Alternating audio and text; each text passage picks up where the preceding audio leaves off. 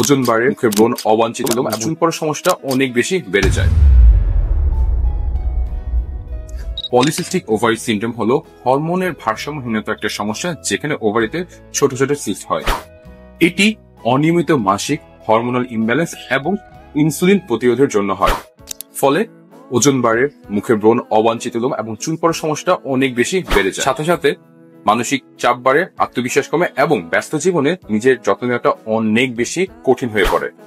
But ছোট ছোট পদক্ষেপে পিসিএস নিয়ন্ত্রণ করা সম্ভব। ব্যায়াম ও সঠিক খাবার চর্বি কমায়, হরমোনের ভারসাম্য ফিরিয়ে আনে এবং মনকে শান্ত রাখে।